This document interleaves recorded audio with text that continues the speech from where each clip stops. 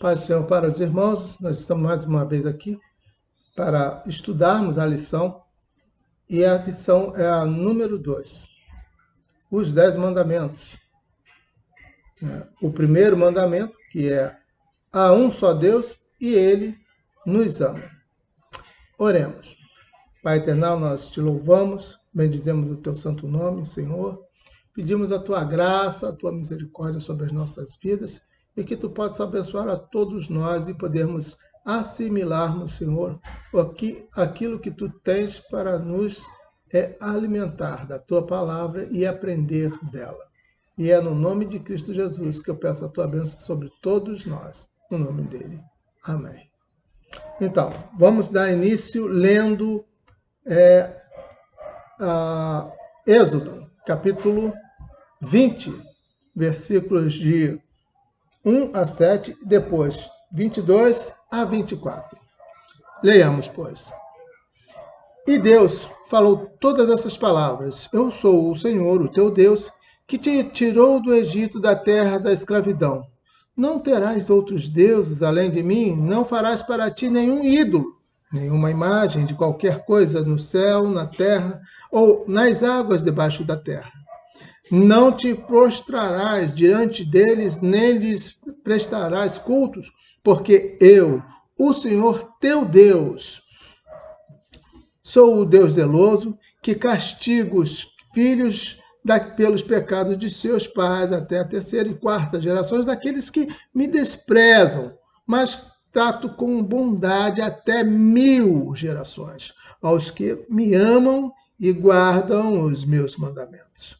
Não tomarás em vão o nome do Senhor teu Deus, pois o Senhor não deixará impune quem tomar o seu nome em vão. Agora leiamos também o 22 até o 24. O Senhor disse a Moisés: Diga o seguinte aos israelitas: Vocês viram por si mesmo que do céu lhes falei. Não faça ídolos de prata nem de ouro para me representarem. Façam-me um altar de terra e nele sacrifiquem-me os seus holocaustos e as suas ofertas de comunhão, as suas ovelhas, os seus bois. Onde quer que eu faça celebrar o meu nome, virei a vocês e os abençoarei. Essa é a palavra do nosso Deus para com o povo de Israel no tempo de Moisés. Nós temos ouvido falar do amor de Deus ao longo dos tempos e chegou a nós a palavra do Senhor. E Ele tem nos guardados e nos livrados pelo seu grande amor, pela sua grande misericórdia. E essa misericórdia alcançou mais de 1000 gerações a muitos dos seus que foram abençoados. E chegou a nós. Entramos na lição, então. Introdução ao contexto. Vamos entrar. Vimos na lição passada que Israel era uma grande família que morava no Egito em condições de escravidão e foi libertada por Deus. Unia-se por laços de sangue e servidão e também de crença. Deus inicia a construção normativa, leis para transformar aquela família em uma nação, invertendo os motivos pelos quais a nação se unia.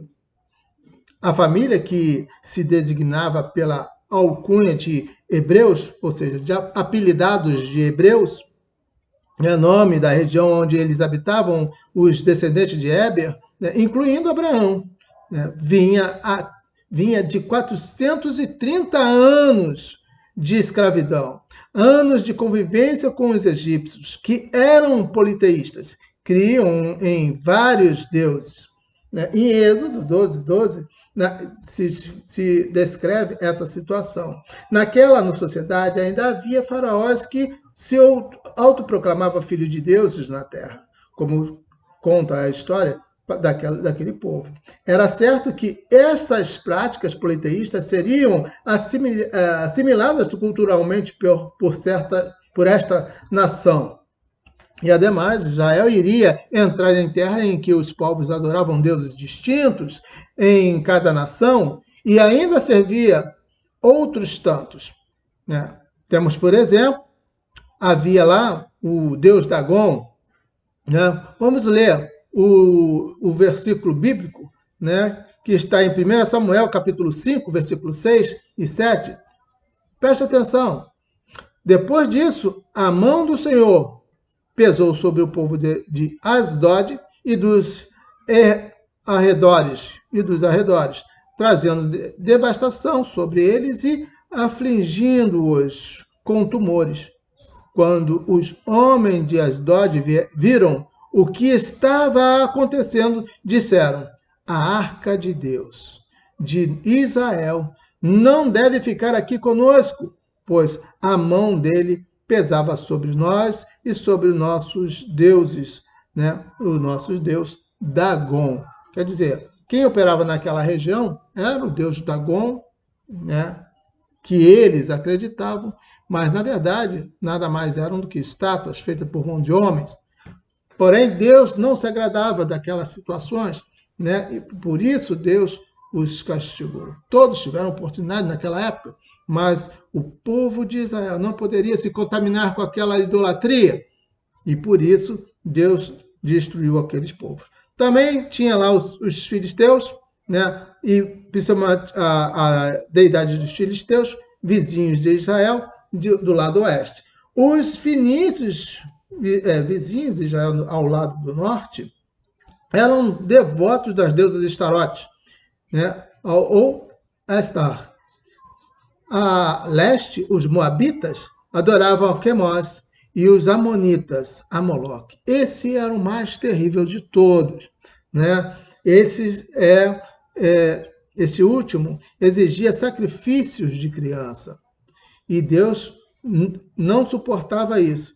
Vamos ler o versículo em Levítico, capítulo 18, versículo 21, o que diz: não entregue os seus filhos para serem sacrificados a Moloque. Não profanem o nome do seu Deus. Eu sou o Senhor. Né? O Deus de Israel, o Deus, né, daquele povo que era exclusivo seu. Né? Então Deus precisava, né, fazer com que aquele povo viesse, né, abandonar toda e qualquer espécie de idolatria, de deuses estranhos. E essa era a ordem do Senhor. Pelo conhecimento histórico e o contexto dos ensinos bíblicos, temos por certo que todos estes povos adoravam um Deus, mas prestavam culto a vários deuses. E a condenação estava aí. A idolatria rolava solto naquela época, né? E Deus deu oportunidades a todos de o conhecer. Mas, né, o povo escolhido foi aquele que saiu daquele meio, como sabemos da história. Diante do quadro acima narrado, né, o primeiro mandamento vem precedido de autoafirmação de Deus, contida no livro de Êxodo, capítulo 20. Né? Eu sou aquele que é e era e sempre há de ser. Esse é o nosso Deus. Teu Deus, que te fez sair da terra do Egito, né? Da casa da servidão. Deus afirma com o povo de Israel que ele é o único. Ele é o único. O motivo deles terem sido libertos da escravidão foi para a liberdade dele, por ele e para ele. Oh, glória a Deus! Deus é maravilhoso, meus irmãos. Nós fomos libertos para ele, por ele, para a glória dele. Louvemos ao Senhor. Bendizemos ao Senhor, porque ele é digno de toda a honra. A sua benignidade dura para todo sempre. Nós te louvamos, ó Deus, porque tu és bom. Né? É com muita satisfação, porque o que Jesus fez por nós é uma coisa fabulosa. Descer do céu, né? Se vestir de homem, morrer como homem, para ressuscitar como Deus, em nosso lugar, morrendo na cruz do Calvário. Isso é maravilhoso. Ele nos resgatou. Na formação de seu povo, Deus se apresenta como único Senhor na libertação da escravidão do Egito. Ele exigia que esse povo o adorasse com exclusividade. Nós somos exclusivos de Deus. Nós somos um povo exclusivo de Deus para adorá-lo, para magnificá-lo, bendizê-lo, porque ele é bom. A sua misericórdia tem nos cercado. Nós temos assistido isso. Temos sentido a sua mão nos sustentando nas nossas dificuldades. Estamos nos dias difíceis, mas o Senhor tem nos sustentado a todo tempo. Nós sejamos gratos a Ele, sejamos adoradores, né, de coração, né, por amor, né? Nós nos sujeitamos a Deus, não é por imposição, é por amor, pela graça, pela misericórdia que Ele nos concedeu a vida eterna. Então ele diz e ensina, quer ensinar para aquele povo, ao sair com uma identidade ainda agregadas, certas sequelas né, que trouxe do Egito, né, que estava trazendo do Egito. Então ele teve que providenciar, né, por causa daquela escravidão que o sujeitou a 430 anos, adotou, né, costumes, vícios de linguagem, vícios de tratamento, né, trouxe as coisas que não eram boas para o povo. Então ele precisava ser orientado. E a lei, né, a lei dada a Moisés para identificar quem é o seu Deus, com que braço forte foi tirado, e para passar, né, as ordenanças para a condução de um povo que tinha laços familiares, né, laços de sangue, laços de estar, né, envolvidos, tá, fortes emoções de escravos, né, porque sentiam dores, sentiam, né, que eram massacrados por um outro povo, tirar de si aquela capa de escravo para ser um povo que foi liberto por uma mão poderosa e forte e que é inigualável para todos aqueles que viram o povo ser liberto. Sem uma espada, sem lançar uma lança, uma flecha, o povo saiu pela força e pelo poder do nosso Deus. Tá, não terás outros deuses diante de ti. Olha só o que diz Êxodo 20, capítulo 3. Não terás outros deuses além de mim. Não farás para ti nenhum ídolo, nenhuma imagem de qualquer coisa no céu, na terra ou nas águas debaixo da terra. Não prostrarás diante dele, nem lhe prestarás cultos, porque eu, o Senhor, sou o Deus zeloso.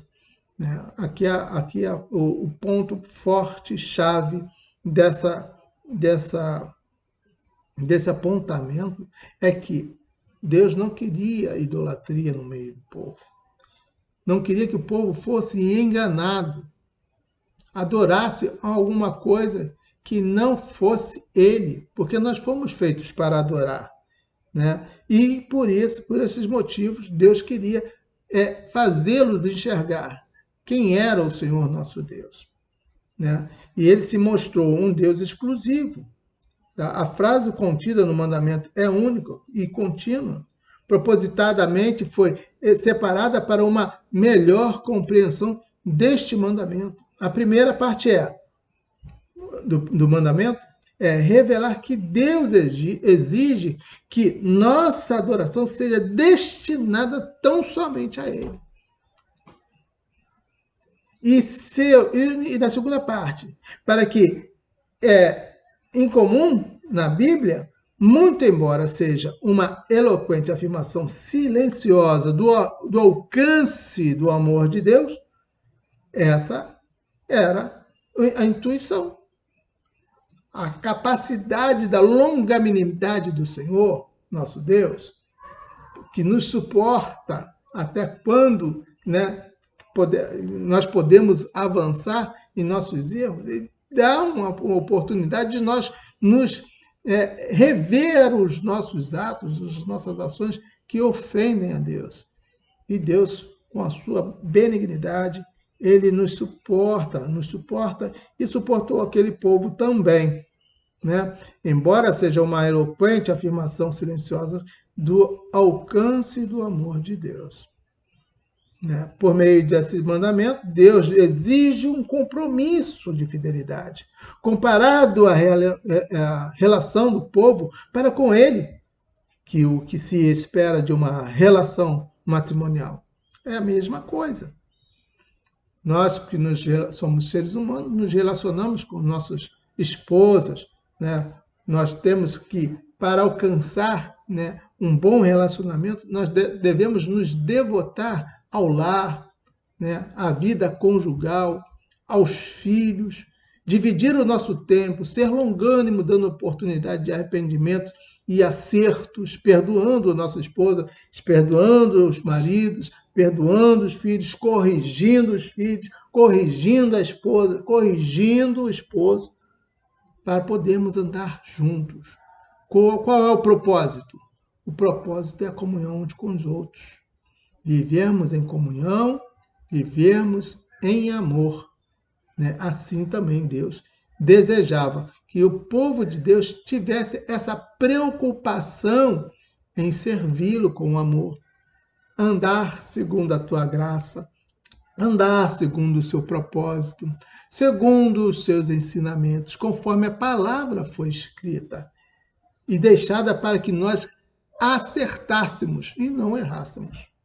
Né? Vamos ver aqui em Hebreus o que diz. O caso vai falar sobre o casamento, Hebreus 13, capítulo 4, versículo 3. O casamento deve ser honrado por todos. O leito conjugal, né, conservado puro, né, fidelidade, pois Deus julgará os imorais e os adúlteros. Significa que aquele casamento que foi imoral e impuro, né, será julgado como atos de adultério. É assim, aquele que não adora a Deus, deixa de adorar a Deus para se apegar com as coisas do mundo, está cometendo um ato de adulterar com o Deus desse mundo. E o que são os deuses desse mundo? Dentro em breve nós estaremos falando sobre esse assunto. Mas o que ele não queria era que nós deixássemos de adorar a ele em motivo de outra coisa que não era ele. Então, ele diz, tá? Deus julgará os imorais e os adúlteros. Conserve-se livre do amor ao dinheiro e contente-se com o que vocês têm. Contente, digo. Vamos repetir aqui essa frase. Conserve-se livre do amor ao dinheiro, né? Ficar só pensando no dinheiro, e contente-se com o que você tem, aquilo que você já recebeu de Deus. Porque Deus mesmo disse, nunca os deixarei, nunca os abandonarei. Ele nunca nos vai deixar ficarmos necessitados de pão, de vestes, né? Então, vamos ler também Gênesis capítulo 2, versículo 24, tá? Uma união indissolúvel, né? Disse então o homem, esta sim é o osso dos meus ossos e carne da minha carne. Ela será chamada mulher porque do homem foi tirada. Por essa razão, o homem deixará pai e mãe e se unirá à sua mulher. E eles se tornarão uma só carne. Então, nosso Deus, o que ele deseja para nós? Que nós não saibamos viver sem ele. Nós sem ele, nós não somos nada. Né? É como se aqui diz que, como Adão disse, né? Ela é osso dos meus ossos, carne da minha carne. E nós temos o Espírito de Deus. Né? Nós vivemos pelo amor da graça do seu Filho, Jesus Cristo. Nós estamos enlaçados com essa aliança em Cristo Jesus. Né? Vivemos uma relação de amor, de continuidade. E temos ainda né? O versículo de Malaquias, capítulo 2, 14 e 15. E você ainda pergunta, por quê? Porque o Senhor é a testemunha entre você e a mulher de sua mocidade, pois você não cumpriu a sua promessa de fidelidade, embora ela fosse a sua companheira, a mulher dos seus acordos matrimonial. Não foi o Senhor que o fez de um só. Um corpo e um espírito lhes pertence, e porque um só, porque ele deseja uma descendência consagrada. Portanto, tenham cuidado, ninguém seja infiel à sua mulher da sua mocidade. Ninguém seja infiel ao Senhor nosso Deus. É essa a relação que nós temos. É essa a relação que ele deixou para nós, fortalecida pelo altruísmo e confiança e o respeito. E para a aplicação no nosso dia, para nós pensarmos, o compromisso da fidelidade de Deus nos pede se está embasado em uma relação de amor recíproco.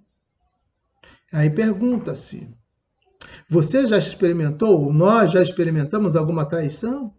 Seja de amigo, filho, marido, mulher, professor? É doloroso.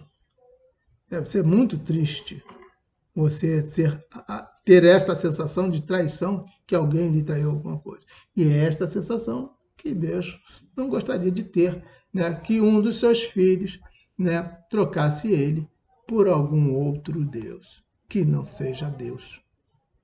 Então nós devemos orar, magnificar, conversar com Deus. Orar é conversar com Deus, é ter uma relação de vida com Ele. O nosso irmão Ricardo, outro dia, estava falando sobre isso, sobre o nosso relacionamento de Deus. Foi se eu não me engano, foi na quarta-feira passada que ele falou, né, sobre o nosso relacionamento com Deus, um relacionamento com os nossos irmãos. Nós precisamos estar realmente afinados, né, harmoniosamente convivendo em comunhão com o nosso Deus. Porque isso fala de fidelidade, comunhão, né, relacionamento. Tá? E o que nosso Deus queria para aquele povo naquele momento, naqueles dias, é isso. Agora, no tópico 2, nós estamos, né, o alcance. Qual seria o alcance, né, desse desejo que nosso Deus tinha para nós e que essas leis nos guiaria, né? Qual seria esse alcance? Agora vamos falar no inciso 2, né, o alcance. No Novo Testamento nos é revelado que um dia Satanás foi ter com Jesus no deserto. Primeiro mostrou-lhe todos os reinos do mundo e a glória dele. E depois lhe disse, tudo isso te darei, né, se prostrados me adorares. E nações, dinheiro, sexo, poder, tudo isso podia ser dele. Mas ele deu uma pronta resposta. Jesus, em sua resposta, ele recusa-se a enfocar a Deus falso, né? Em vez disso, ele inverteu, né, o primeiro mandamento e citou o Deuteronômio capítulo 10, né, e o apresenta na forma positiva, né, afirmativa. Ele estava mostrando o que nós, de fato, devemos responder, né? Está escrito. Conhecimento da verdade está escrito. A sua palavra, ela tem que estar entranhada em nossos corações, para nesses momentos, né, em que nos é ofertado, nos é oferecido, nós dizemos, está escrito. Está escrito. Né? Está escrito, disse o Senhor. Ao Senhor teu Deus adorarás, e só a Ele darás culto. Isso está lá em Mateus capítulo 4, versículo 8 e 10. Depois o diabo levou a um monte, né, muito alto e mostrou-lhe todos os reinos do mundo e o seu esplendor. Né, e disse-lhe, tudo isso lhe darei, se você se prostrar e me adorar. Deus lhe disse, Retira-te, Satanás. Retira-te, Satanás. Pois está escrito, adore o Senhor e o seu Deus, adore somente o Senhor, o seu Deus, e só a Ele preste culto. Preste um serviço em adoração. Se satisfaça em trabalhar na obra de Deus. Se satisfaça em cumprir as ordenanças de Deus, as atividades necessárias para que a glória e a honra, o poder, a majestade do Senhor seja magnificada aonde quer que você vá. É esse culto de adoração que Deus deseja de você. A palavra culto escreve o serviço prestado a quem se adora. O culto é a tradução da palavra grega latreia, que aparece diversas vezes no Novo Testamento. Vamos ler em João 16, capítulo 2. Virá o tempo quando quem os matar pensará que está prestando um serviço a Deus. É o que está escrito ali. Em Romanos, capítulo 4, Romanos capítulo 9, versículo 4, o povo de Israel, deles é a adoção de filhos, deles é a glória divina, as alianças, a concessão da lei, a adoração no templo e as promessas. Esse é o capítulo 9 em Romanos. Paulo dando explicação, tá, do que qual era a finalidade de Israel. Agora, qual é a finalidade da igreja? Louvá-lo, engrandecê-lo, magnificá-lo, prestar culto e serviço, servindo uns aos outros. Servindo uns aos outros. Ainda em Romanos, capítulo 12, versículo de 1 a 4. Portanto, irmãos, rogo-lhes pelas misericórdias de Deus, que se ofereçam em sacrifícios vivos. Sacrifício vivo, santo e agradável a Deus. Este é o culto racional de vocês. Não se molde ao padrão deste mundo. Não se enquadre o que esse mundo oferece. Não se enquadre a ele, né? Nessas adorações, nessas aberrações, nesses cultos, né, de sacrifícios, né, em adoração a outros deuses, futebol, o camarada está lá gritando, se postando, em vez de, no dia de domingo, não, hoje eu vou no Maracanã. Aí, meu amigo, você qual é o mais importante? Exaltar, magnificar ou magnificar o time que está lá ganhando? É essa coisa que está pecando. Isso está, né, desordenado, está fora da ordenança. Então precisamos, né, nos enquadrarmos na vontade de Deus. Quando isso acontecer, você preste atenção e pergunte para você mesmo, qual é o mais importante? O que eu devo fazer? Será que Jesus iria para a casa de Deus ou iria para outro local? É nesse momento que nós devemos nos preocupar em analisarmos a quem nós damos prioridade. Literalmente significa serviço. Na Bíblia pode se referir a serviço de obediência, no caso que a gente está se referindo, mas aqui mas nos apegando nesse ponto, na obediência a Deus em geral, né? Lato sensu. 2 citações em Hebreus 9, os atos específicos de louvor dirigidos para Deus. Para Deus. Então nós precisamos estar convictos, né, a quem nós estamos dispostos a darmos a nossa vida. A Bíblia nos ensina, tanto no Antigo Testamento como no Novo, né, que devemos amar a Deus de todo o nosso coração, de toda a nossa alma, de todo o nosso entendimento, força, né? E isso simplesmente significa que nascemos para adorar a Deus. Fazendo isso, as demais coisas nos seriam acrescentadas. E isso está escrito, tá?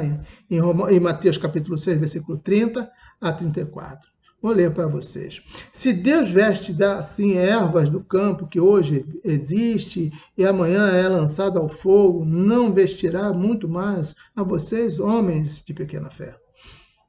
Portanto, não se preocupe dizendo que vamos comer, ou que vamos beber, ou que vamos vestir, pois os pagãos é quem corre atrás dessas coisas. Mas o Pai Celestial sabe que vocês precisam delas. Busquem, pois, em primeiro lugar, o reino de Deus e a sua justiça, e todas essas coisas lhe serão acrescentadas. Portanto, não se preocupe com amanhã, pois amanhã se preocupará consigo mesmo. Basta a cada dia o seu mal. Bem, meus queridos, assim está escrito. A quem devemos nos direcionar nas nossas aflições. Por exemplo, de cultos que prestamos da forma equivocada a outros deuses, não faltam, né? Tais práticas nos mostram através de suas consequências que a dádiva do mandamento à humanidade é prova real do amor de Deus para conosco, né? Lá no mundo tem o culto ao sexo, né? Consequência dessa libertinagem, dessa perseguição, né, a esse tipo de culto. A humanidade está atrás disso. Em tudo você vê, né, comerciais, né, pelas ruas, a forma das mulheres estão andando hoje em dia, tá, né, a decência da feminina hoje está pendente, né? Mas não são todos, graças a Deus, que não andam segundo essa forma de andar. Graças a Deus, não. Mas o mundo hoje está assim, né? A consequência, a ordem psicológica, moral, é até mesmo física, como proliferação de doenças como AIDS, né? De doenças infectos contagiosos através do sexo. E o que dizer do culto ao poder, né? Hoje nós estamos prestes a termos, né, as eleições. Quem está no poder político agora está uma divergência gigantesca, nossa sociedade afundada em corrupções, né? Isso tudo por causa do poder, né? Galga determinados postos na sociedade e dali tira proveito para si, levando à bancarrota um país, né? Um país que tem as suas bases em corrupção certamente vai ruir toda uma nação, que nos leva a desviar do caminho da morais para atingir os objetivos, magoando pessoas, destruindo nossa família, né? Esse culto ao poder, né, atividade, né, que vai atrás de uma condição melhor, não quer olhar aonde está pisando, seja em cima de qualquer uma, passa por cima, e daí, né, a distanciamento familiar é um pulo, o distanciamento das pessoas é outro, né? Então a sociedade entra num parafuso, porque essa busca pelo poder destrói muitas famílias, né? Aí embaixo fala sobre futebol, e ele diz aqui o seguinte: não que seja errado, mas no entanto, no instante que no instante que a gente opta, né, por assistir a uma partida no domingo, é aquilo que eu falei, né? Nós temos que saber escolher. Não há fã de falar aqui, às vezes as pessoas se sentem ofendidas porque gostam de um futebol, mas nós temos que prestar atenção a quem nós damos prioridade, né? Precisamos limitar as nossas paixões. Nós precisamos limitar nossas paixões, porque essas paixões ela não pode ultrapassar os limites da prioridade de nossa vida, que é quem tem deve ter a primazia em nossas vidas é Deus, né? Eles que tem que estar em primeiro lugar, né? A louvá-lo, engrandecê-lo e jamais esquecê-lo. Percebemos aí então o ensinamento de Jesus. Tá? Jesus ensina o seguinte: ele teve o cuidado de nos explicar que o primeiro mandamento é adorar e cultuar somente a Deus, e que o fez isso por amor, e a nós o fez isso por amor a nós, pois fomos criados para adorar a Deus. E somente estamos completos como criaturas quando cumprimos o propósito para o qual fomos criados. Não. Aí, ficar na presença de Deus é uma coisa maravilhosa. Você sentir a presença do Espírito Santo de Deus e entrar aquele fogo ardente dentro de nós é muito gostoso. Não tem como deixar de adorá-lo, magnificá-lo, tá? Fora os benefícios que ele nos traz, né? Nos guardando, nos livrando do mal, das perseguições, né? Nos dando uma certeza de vida eterna. Pare para pensar. É melhor louvar do que sofrer todas as tribulações dessa vida. Eu acredito que você perceba isso, né? Pela conclusão, poder, amor e fidelidade. Quando Deus inicia a entrega dos mandamentos, não inicia com uma força divina que tudo criou e também pode destruir. Não foi essa a intuição, essa é a intenção de Deus. Não é essa a intenção, e sim o contrário. Singelamente, Deus faz uma afirmação que o rabino Ben Jacob transcreve da seguinte forma. Olha só que coisa maravilhosa.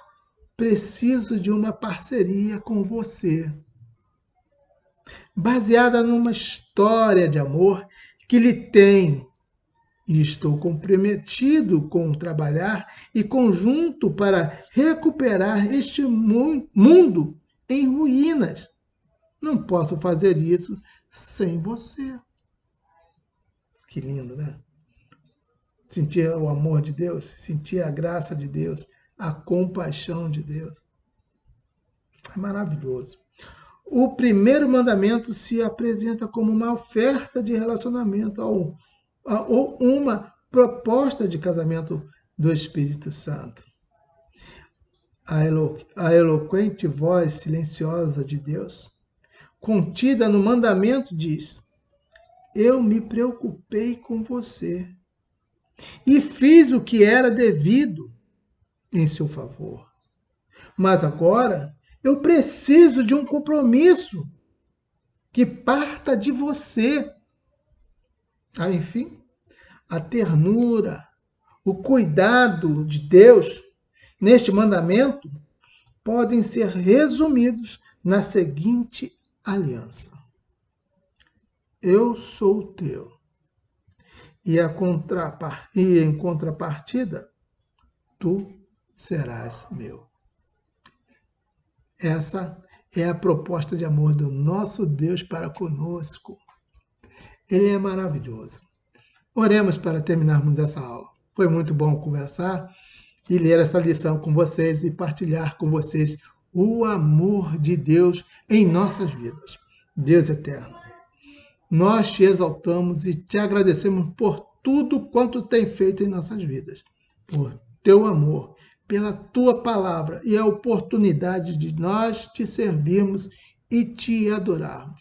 Aceita a nossa adoração, aceita o nosso louvor e a nossa gratidão. Perdoa as nossas iniquidades, pois somos homens e pecamos, ó Deus. Mas é em nome de Jesus Cristo que te pedimos o perdão de nossas falhas. E é nesse nome santo, maravilhoso, Cristo Jesus, que morreu na cruz por amor a nós. Nós te louvamos e te agradecemos por tudo, no nome de Jesus. Nós te agradecemos, ó Deus. Amém. Que Deus possa te abençoar, meus irmãos, e que tudo vá bem com você e a sua família. Deus os abençoe e guarde-se durante todos os restos desses dias que nós estamos vivendo. Amém? Glória a Deus. Tchau, meus irmãos. Fique com Deus.